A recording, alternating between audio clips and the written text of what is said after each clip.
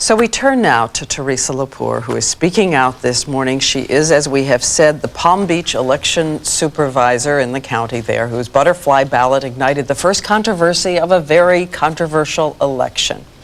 You may recall this ballot. It was on two facing pages, and some people said that they mistakenly punched Pat Buchanan, when in fact they meant to punch the little tiny hole inside for Al Gore, and that's how it began.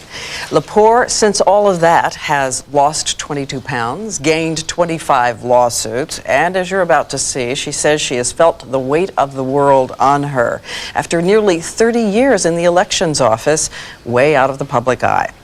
We spoke to her and her attorney, Bob Montgomery, just yesterday. Ms. LePore, what's the first word that comes to your mind to describe your life in the last 6 weeks? Hell. I guess that summarizes it. That sure does. What's been the worst part? There's been a lot of little things that have built up into big things. Probably just the continuing of, is there ever going to be an end to this? Is there a light at the end of the tunnel? How much has it hurt? It hurts, and they say in trying times you find out who your real friends are, and I did have a lot of support, and I continue to have a lot of support, and there are a lot of people. I'm still getting a lot of hate mail, if you will, some really horrible things. I think people just wonder on a personal level what it's like for you at the moment you realize that this ballot that you endorsed and submitted is going to be central in this election. It's like there was a big pit in my stomach, to be honest. Go back to Election Day, 10 in the morning. The first complaint from two elderly men. She said she hoped it was isolated. But by afternoon, a groundswell. She says she sent word to workers in 531 precincts to help voters. But the criticism was mounting about a ballot she says she thought she'd made better. One of the designs was to have all the names on one page, and in order to do that, the type size would have had to been smaller to squeeze them all in. Being that I'm involved with a federal task force for handicapped and blind and handicapped voters, I'm particularly sensitive to the special needs of those citizens that fall into those categories. And Palm Beach County has a lot of elderly voters, so I was trying to make the ballot so that it would be easier for the voters to read, which is why we went to the two-page, now known as the butterfly ballot. We call it the facing page ballot, but it's been come to be known as the butterfly ballot. A lot of people have said, I tried to read the instructions, I tried to do it right, I'm not stupid, and I know I did it wrong. What does this say? People need to take some responsibility as well for what they do. Looking back, maybe we should have made it clear that the presidential candidates were on two pages. I don't know. Again, I can't go back and second guess because it's something that's done. You have said that when you looked at the pattern of voting for Buchanan in some of the Democratic Jewish precincts, you said to yourself there was something wrong there. There was something happening there.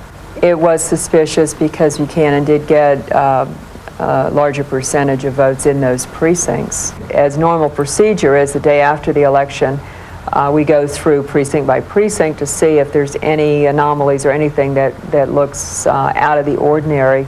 And in some of the condo precincts and other specific precincts where he received a little bit larger percentage than normal, then that's when I started noticing that maybe something wasn't right here. And that was the ballot, you think?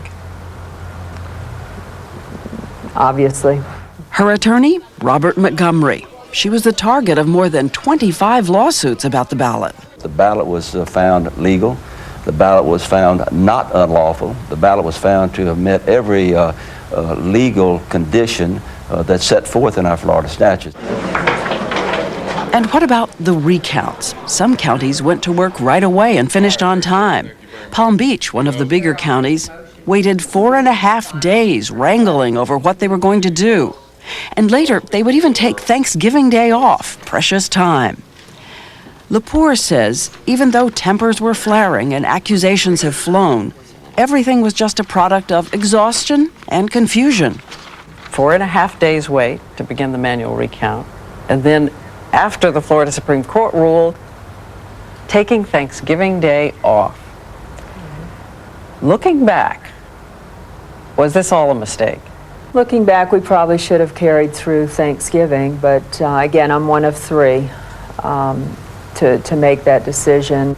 I guess, what do you say to the voters of Florida about that wait, about that delay? Did it cost an election? Did it change the course of history? Well, you know, there's plenty of blame to go around. There's Seminole County, there's Martin County, there's the absentee ballots in the military. There are so many things that could cause or could have caused a change so far as the election is concerned, or could have supported the president-elect. So no one, as Theresa said, will ever know. How many votes do you think the butterfly ballot may have cost Al Gore?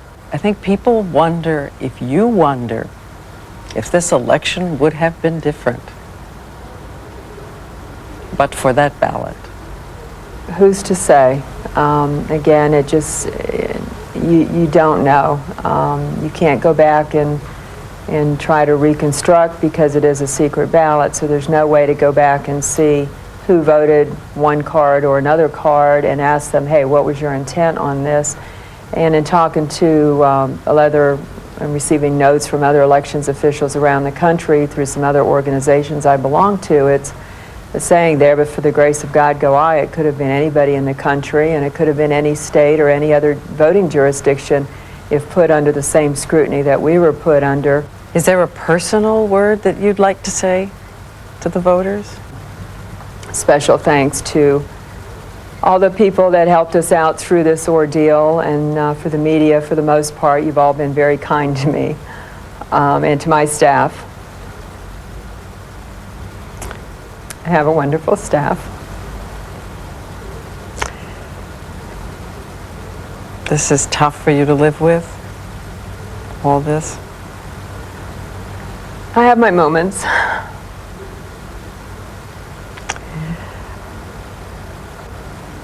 Some people have reported that you're thinking of changing your party affiliation.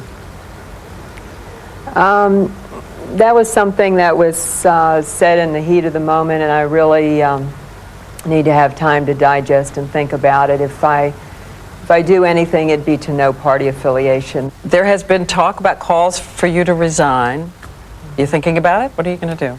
No, I was elected by the voters for 4 years, and I, at this point, plan to run in 4 years. So if you could go back and do one thing differently, what would it be? Well, some suggestions that have been made to me is to take the ballot set up in a machine and have a few people test it out of different walks of life just to see if it's confusing to them, and that's something I'll try to do for future elections. So the moral of this story is? As a number of people have told me, no good deed goes unpunished.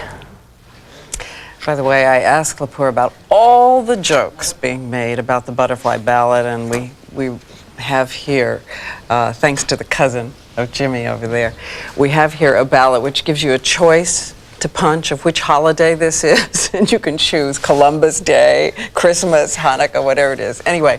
Columbus is right between Hanukkah and Christmas. That's right, you have to choose between the two. Columbus Day gets punched. And I asked Theresa LePore if she could laugh at any of these, and she said, not yet, not yet.